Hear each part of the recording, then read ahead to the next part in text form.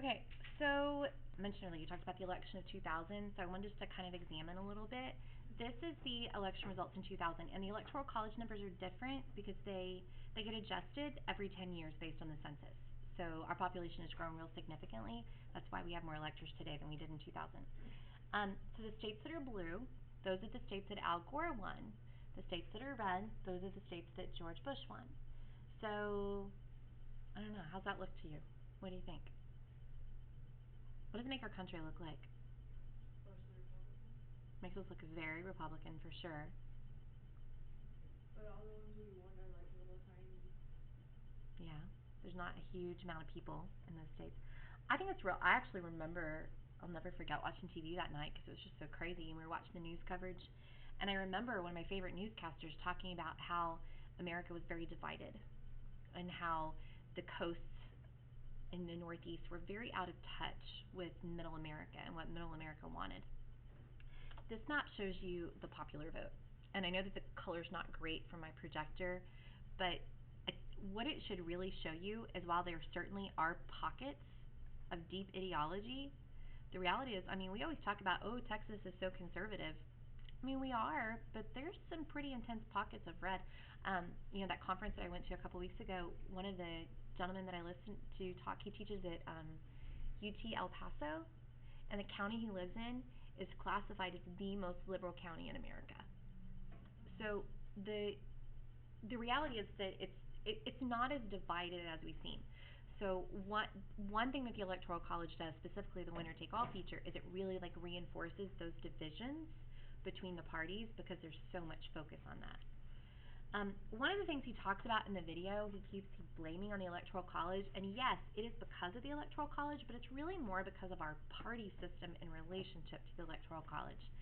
This is a map that talks about the concept of swing states in the year 2016. Did your book discuss swing states? Did it tell you? Do you know what they are? Yeah, I think the Canadian mentioned it. I don't know if it's in the book. Oh, yeah, he did talk about, yeah, for sure. What do you think a swing state would be, just based on what you see on the screen? Yeah, they're states that don't have this strong history of voting consistently Republican or consistently Democrat. I mean, right now the South is really strongly Republican, but remember, it hasn't always been that way. It used to be really strongly Democrat, but then we experienced a shift, and we've kind of been this way for a long time. The states that are this color, they don't have a long, long history of that. And in fact, Ohio is probably the most important state. No Republican has ever won the presidency without winning Ohio. So can you imagine being a person living in Ohio? The amount of campaigning that must go on there. Are you from there? No, my cousins live there, and they say, like, especially now, there's never a time when there's not a politician there. Like, there are politicians everywhere. I can imagine. College there next year, so Oh. interesting. Oh yeah, so you can like send me updates and let me Right know. before the general, yeah. Yeah. Florida is crazy. But Florida, if you think about it, for any of you that have spent any time in Florida, they're an incredibly richly diverse state in a lot of ways. There are tons of people from the Northeast. A lot of old people live there.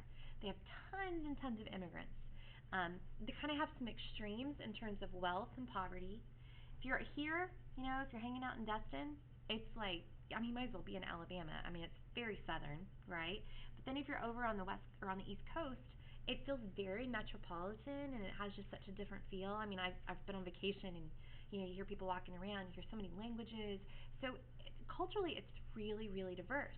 So you can imagine why Florida would be incredibly important. I would bet that New Mexico, with their 5 electoral votes, will get more attention from presidential candidates than Texas will. Candidates will come to Texas to fundraise because there are people who are strongly Democrat and strongly Republican who will give money, and then that money can be diverted to these states where there's huge contests and there's huge competition. I thought this was kind of interesting though. So if you pay attention to pundits and what their expectation is, they predict that the blue states, that whoever the Democratic candidate is, that he or she will win. That gives them 212 electoral votes. They predict that the Republican will win these, which gives them 170 electoral votes. Doesn't make it much of a contest, does it? It's really, really close. So I guess a further consequence of this whole idea of the Electoral College then is it marginalizes people. You know, I know lots of people in Texas who are Democrats that say, well, I just don't vote because my vote doesn't matter. Remember, there's a lot of other things we vote for, but it definitely reinforces that notion that one person's vote is not as important. Who would never vote to get rid of the Electoral College? Like those swing states. The swing states, for sure, unless they're just sick of it. Who else? Who else benefits? The Democratic states. Say it again? The Democratic states. The Democratic states are definitely benefiting right now. Like the big states. Well, see, you would kind of think, right? But remember, think about in the video, like the big states, we're actually underrepresented in Texas because our population is so big. But because, remember, he showed you the math and he took your population divided by how many electors. A state like Montana is way overrepresented because they don't have a ton of people and their votes count a lot. Yes, they don't get a lot of attention right now, but that's because they're not a swing state. If they were a swing state, a politician would go there because even though they have 3 electoral votes, every electoral vote would matter.